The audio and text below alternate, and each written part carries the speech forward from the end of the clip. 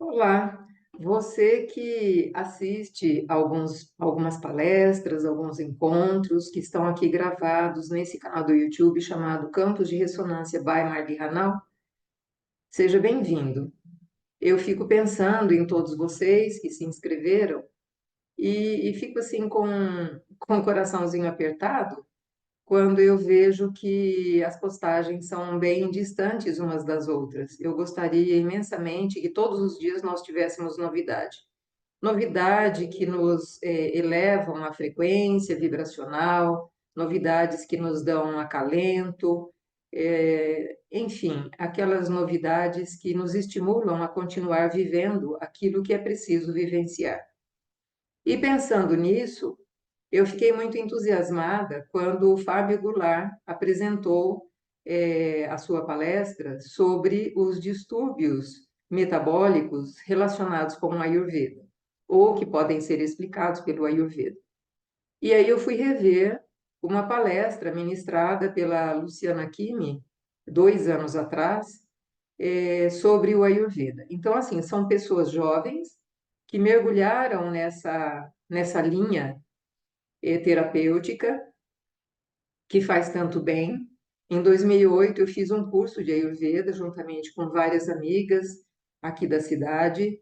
O curso veio para cá, veio para Uberlândia, e vários terapeutas fizeram o curso. Eu não completei a formação, que foi a ida para a Índia, por questões pessoais, mas assim, o que eu aprendi, eu consegui internalizar. E eu uso esses princípios de autoobservação, autocuidado e principalmente cuidado com a alimentação. Foi uma época importante para mim ter feito esse curso, porque eu já havia parado o consumo de carne suína, bovina, e me restava ainda, o peixe eu também tinha parado há muito tempo, me restava a carne de frango. E finalmente em 2010 eu consegui eliminar. E foi tudo de bom na minha vida. Nada de intestino preso, que eu sofri a vida toda, desde a infância, e todo o metabolismo bem organizado. Então, assim, agradeço demais ter conhecido essa terapia para uso pessoal. Nunca atendi no Ayurveda e nem pretendo fazer isso, porque a formação é muito profunda, muito demorada. E admiro todas as pessoas que conseguem mergulhar nesse universo. Mas, assim, estimulada por rever a palestra da Luciana e por assistir a palestra do Fábio, muita coisa começou a reverberar na minha cabeça, tentando fazer ligações daquilo tudo que eu tenho estudado, vivenciado, lido. E aí eu preparei um texto, eu vou tomar a liberdade de ler o texto, porque enquanto eu escrevo, eu mergulho no conteúdo, consulto algumas coisas para ter segurança e mesmo assim escapam falhas. Então, fica aí aquilo que eu vou colocar para cada um fazer a sua reflexão própria e nos comentários depois vocês podem adicionar aquilo que for necessário. E peço desculpas antecipadamente pelas falhas que ocorrerem. Eu vou tomar a liberdade, então, de ler o texto que eu preparei. O Ayurveda é, de fato, uma filosofia de vida. É um modus vivendi, um modus operandi, uma medicina integrativa, é uma terapia e é culinária também, né? A gente se sente muito bem pensando na combinação dos elementos que irão constituir o nosso prato de cada dia. Mas é preciso lembrar que tudo no universo precisa de três características: o ar e o éter, que são representados pelo dosha Vata dentro do Ayurveda.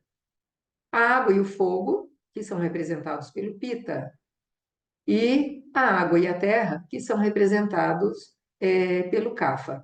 Então, nós temos aí os 5 elementos da natureza. E também, quando a gente pensa em Vata, Pitta e Kapha, a gente pensa na Santíssima Trindade para o funcionamento do universo manifesto. Eu acho isso lindo. Então, esses doshas, o Vata, o Pitta e o Kapha, são a manifestação dos 5 elementos que compõem o planeta Terra e que influenciam toda a matéria. Vata, como eu mencionei, é representado pelo ar, mas também pelo éter. Se nós olharmos a matéria física,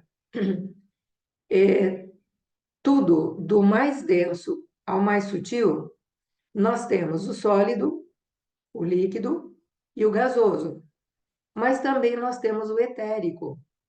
O nosso duplo etérico, o próprio nome já diz, ele, embora seja o mais sutil, ele ainda é físico e ele é formado principalmente pelo éter. Então, Vata está em todo o nosso corpo físico, mas é predominante ou praticamente único no nosso duplo etérico. Vata, por ser mais leve, tem máxima energia cinética, o movimento intenso das partículas atômicas e subatômicas, e arrasta tudo com o seu movimento. E isso permite o encontro entre as partículas subatômicas e demais partículas, as atômicas e as maiores. Então, Vata é necessário porque mantém o movimento de tudo. Pita existe em materiais um pouquinho mais densos, mas ele também é alimentado por essa energia cinética, embora com menor frequência vibracional do que Vata. Pita ainda tem algo sutil, que é o fogo, mas também tem a água, que é algo mais denso um pouco. A água controla o fogo, mas o fogo queima. Ele é o combustível necessário para que, no encontro entre partículas facilitado por Vata, as reações químicas aconteçam. A água, como solvente universal, é o palco onde as reações químicas acontecem. Então, a formação de moléculas que acontece no universo depende de Pita. Kapha é o mais denso, é terra e água. A terra é formada por elementos químicos, os macro e os micronutrientes que todos os seres vivos precisam para se formarem. Não existe corpo físico, de planetas até bactérias, sem os constituintes tirados da Terra. Esses elementos formam ossos, cartilagens, músculos, sangue, saliva e lágrimas. A água aumenta à medida que os materiais vão ficando mais fluidos e mais líquidos, dos ossos até as lágrimas. A energia cinética que faz as partículas atômicas vibrarem é dada por Vata.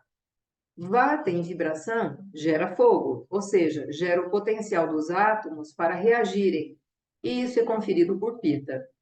Ao reagirem, forma-se água e terra, ou seja, o potencial dos átomos para fazerem parte da constituição da matéria organizada é Kapha.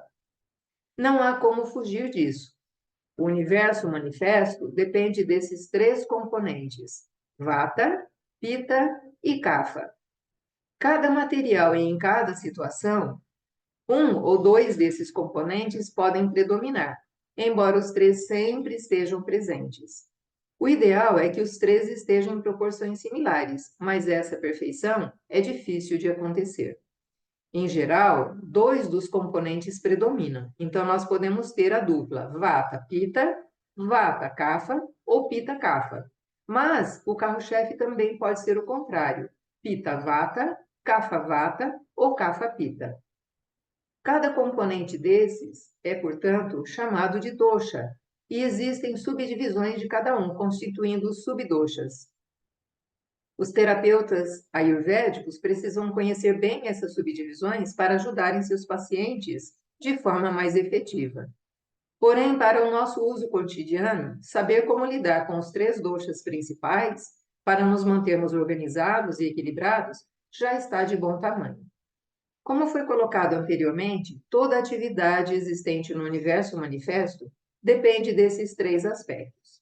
Sem energia cinética, Vata, que é o movimento, sem energia química, fogo, que é a reação química, que é Pita, e sem substratos, água e terra, que é o Kapha, nada acontece. Se nós olharmos para nosso país, por exemplo, o Cerrado é Vata. Aqui tem muita secura e ventania. Isso é a marca registrada desse ambiente. O Nordeste é Pita, é muito quente e úmido. A Amazônia, a Mata Atlântica, as montanhas, florestas, que conferem limites, são Kapha. Muita chuva no norte, sudeste e sul. E nosso corpo, todo aparelho respiratório, os movimentos peristálticos, os de excreção, o sangue que corre nas artérias e veias e os movimentos físicos do esqueleto e músculo são Vata. Toda atividade metabólica, começando pelas enzimas da boca, do estômago, das glândulas que participam do aparelho digestório, como o fígado e o pâncreas, até as mitocôndrias, são pita. Tudo que abriga, então, os órgãos ocos, como o coração, o estômago, o lume do intestino, das artérias e veias, e tudo que lubrifica, tudo que sustenta, como ossos e músculos, são kapha. Se os três componentes estão presentes e são essenciais em tudo, não há o que discutir. Vamos então olhar o resultado de tudo isso no nosso dia a dia. Uma pessoa que tem cabelos e pele secos, unhas quebradiças, dentes bem separados, tem fezes mais secas e forma bolinhas em função do ar existente no intestino, típico do intestino preso, o cocôzinho de cabritinha, né? Ele é de constituição magra, sente muito frio, não gosta muito de água, tem olhos e raciocínio rápidos, tem muita criatividade, aprende rápido, mas esquece também de forma muito rápida, não forma hábitos porque ele não gosta de rotina, ele adora viajar, é falante, prefere falar do que ouvir, não tem paciência, com certeza ele tem vata em alta. Vata gosta de comer coisas secas, por isso ele precisa ser estimulado a comer coisas úmidas, frutas. Existe uma tabela para a gente escolher aquilo que é adequado, que abranda o nosso dosha que está em desacordo ou em alta. Em reuniões, Vata precisa sempre levar um trabalho manual para executar e suportar o tempo de espera da fala de cada pessoa. Então, assim, o Vata sempre está com alguma coisa fazendo, né? Anotando, montando, recortando. Para abrandar essa pessoa, ela precisaria beber mais água, ela precisaria comer coisas mais suculentas, é, tubérculos, raízes que assentam, enraizam, para de voar tanto, né? Elas precisam estabelecer uma rotina alimentar, comer sempre no horário certo, coisa que ela não faz. Rotina de trabalho, então ela deve fazer uma agenda como treinamento para abrandar um pouco, né? Então, parar e anotar faz com que ela diminua a sua velocidade. Yoga e meditação podem ajudar muito o Vata. Numa equipe, Vata é adequado para sugerir inovações, porque ele tem muita criatividade. Quando ele fica muito quieto, ele perde o brilho e ele não dá o movimento necessário para que o trabalho seja executado sozinho ou em grupo. Vata, então, é frio, leve, seco, áspero, sutil, irregular, inconstante, ágil e instável. Para acalmar, ele deve consumir alimentos quentes e oleosos, com sabores doces, salgados e ácidos. Ele deve evitar alimentos frios, secos e amargos. E quando esse doce está em desequilíbrio, sua tendência é comer o que agrava. Exatamente isso, né? Os semelhantes se agravam. Se formos olhar para os demais elementos da natureza, as trepadeiras e as plantas espinhentas e mais secas são vata. Os caprinos, as lebres, os pássaros e as borboletas, até os pernilongos, são vata também. No outro dosha, né, uma pessoa com pele e cabelos oleosos, pele clara e avermelhada, com tendência a ter acnes, herpes, unhas rosadas e bem flexíveis, fezes mais moles, sente muita fome e fica muito brava quando chega o horário da alimentação, né, porque ela é mais metódica. Ela sente muito calor e, em geral, de modo geral, em qualquer horário, ela é muito brava, né? Dizem que esse dosha tem um estopim embutido, não é nem curto, é embutido. Mas nesse dosha estão as pessoas extremamente metódicas e organizadas. Com certeza, eles são pita, né? E para abrandar pita, evita-se alimentos salgados, picantes e azedos. Por possuir uma qualidade quente e ácida, é importante consumir alimentos crus, frios, doces e amargos, lembrando que os contrários se equilibram. Uma pessoa com pele bem hidratada, cabelos pesados, abundantes, grossos, lustrosos, unhas brancas e fortes, fezes bem consistentes, mas bem lubrificadas, não costuma comer muito, pois tem facilidade para ganhar peso, é calma e ponderada, geralmente muito alegre e acolhedora, aprende com mais dificuldade, mas quando o aprendizado acontece, ela não se esquece, ela tem uma memória duradoura, ela gosta de rotina, é lenta nas ações e movimentos. Quando chove e esfria, geralmente apresenta um quadro de sinusite, formando muito catarro no aparelho respiratório. Tem facilidade para acumular ama no intestino, pois dificilmente explode com o outro. Ela engole desaforos, né? Dorme muito e está sempre com preguiça e cansada. Com certeza está com CAFA em alta. Ela precisa comer menos raízes e tubérculos, embora os aprecie muito. Precisam consumir alimentos leves, como as folhas, secos e quentes. O quente, por exemplo, o picante aumenta a pita, que facilita a digestão do CAFA. Isso dá ânimo e aumenta a vitalidade. Uma vez que CAFA é caracterizado como pesado, úmido e frio, essas comidas leves, secas e quentes abrandam. No Ayurveda, quando se trata de nutrição, é sempre importante lembrar de consumir alimentos com aspectos opostos ao dosha dominante. Então, para Kapha é recomendado sabores amargos e adstringentes. Quando a gente olha na natureza, as plantas suculentas e as que produzem tubérculos para armazenar água e nutrientes são Kapha. Nem sempre temos todos os caracteres de um dosha, mas temos uma mistura de todos eles. Mas geralmente um deles se salienta e a gente tem que cuidar na alimentação, nos exercícios, para abrandá-los. Inclusive, quem faz yoga tem exercícios específicos para abrandar cada um dos doshas. Quando a gente olha assim de uma forma bem rápida, na alimentação, o cominho acalma Pitta e Kapha. O mel acalma a vata e o kapha, porém o kapha tem que usar um pouquinho só de mel, não pode usar muito. E o ghee, que é a manteiga indiana, acalma os três doshas. Quando a gente olha nas gemas, quem gosta muito das pedras, né? Vata e kapha se acalmam com o rubi, a opala e o berilo. Vata também se acalma com safira. Vata e Pitta se acalmam com a pedra da lua e com a ametista. Kapha se acalma com ágata. E o diamante incolor, ele estimula Vata e Kapha, mas acalma a Pitta. Legal, né? Quem é Pitta pode pedir aí para o maridão um anel de brilhante, um brinco, um pingente, uma meia aliança de diamante, né? Tudo de bom. Eu adoro diamante. Quando a gente pensa em cores, cores que a gente usa para vestimenta mesmo, né? O vermelho alivia Vata e Kapha, mas agrava Pitta. O laranja atenua Vata e Kapha, mas agrava Pitta. Então, realmente, eu não gosto de vermelho e laranja, me deixa muito bravo. O amarelo, de novo, atenua Vata e Kapha, mas agrava Pitta. Então, ó, vermelho, laranja e amarelo são bons para Vata e Kapha, mas não são adequados para Pitta. Verde também acalma Vata e Kapha, mas agrava Pitta. Então, assim, vamos com calma aí com Pitta. O azul, inclusive o que eu estou vestindo agora, atenua Pitta, mas agrava Vata e Kapha. A púrpura ou violeta atenua Pitta e Kapha, mas agrava Vata. Então, aí, cuidado com as cores, né?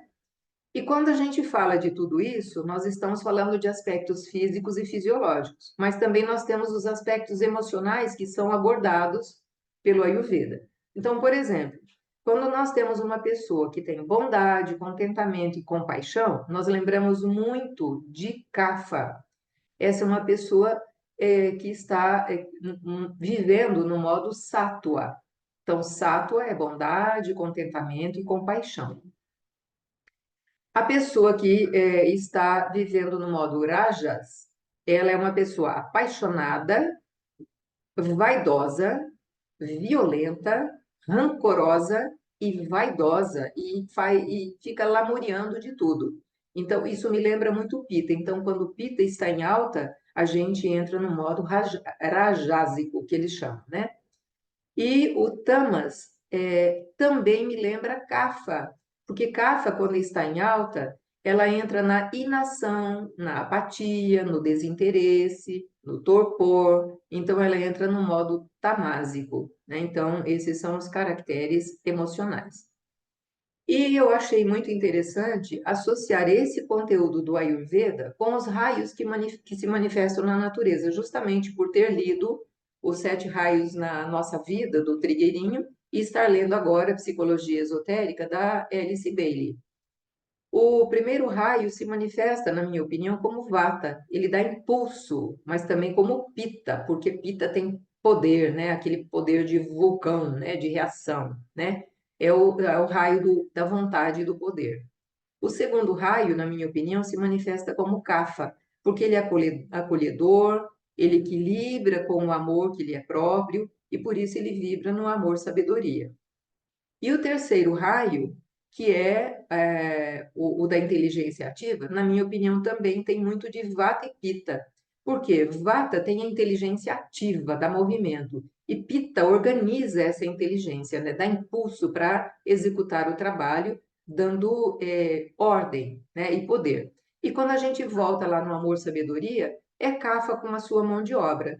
Ela aceita aquilo que Vata sugeriu, aceita o que Pitta organizou e ela executa. Ela é um bom, excelente executor, porque tem memória constante para executar aquele trabalho, né? Interessante também associar esse Ayurveda e comparar com homeopatia.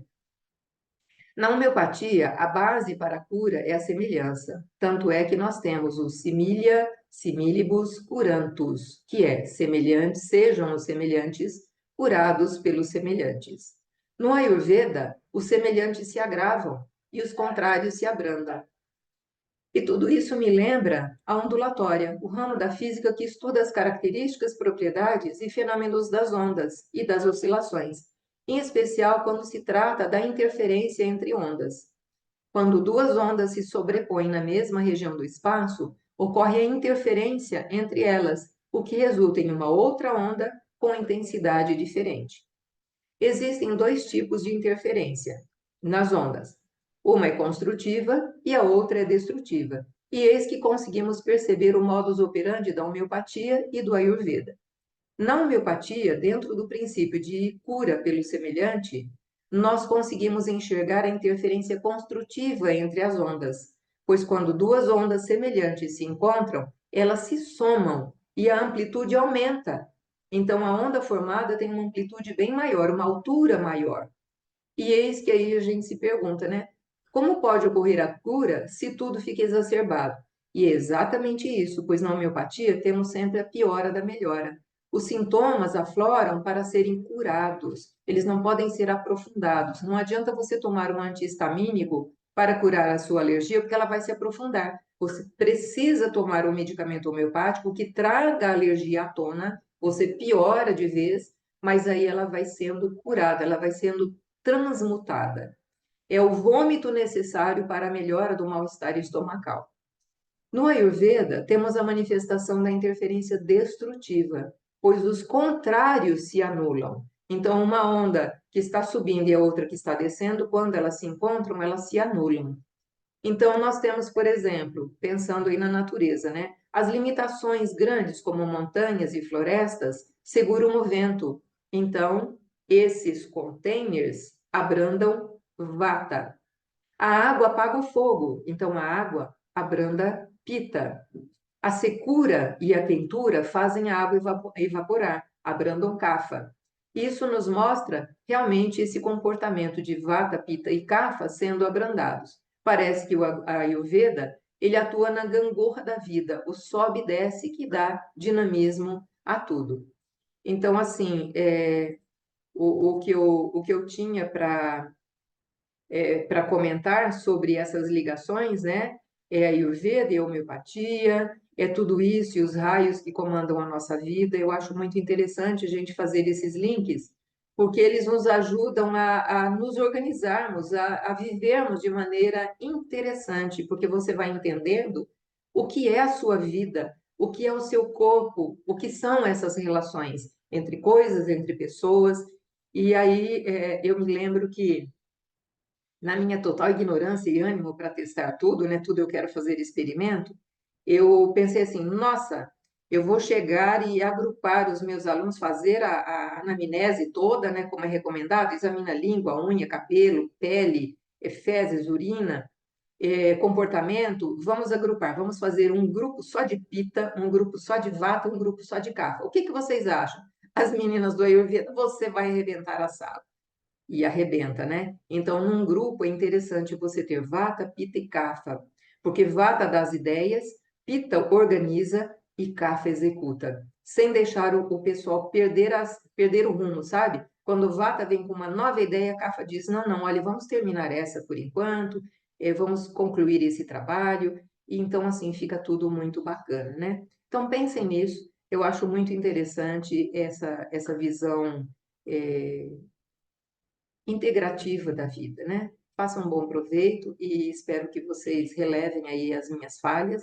E se tiverem interesse, procurem aí as tabelas que permitam fazer os testes, vejam como vocês estão operando hoje, ontem, amanhã, vejam como é que vocês podem se abrandar, se acalmar. Procurem aí exercícios de yoga, de meditação, que fazem esse papel tão bem e cuidem principalmente da alimentação. É esse meu recado para hoje.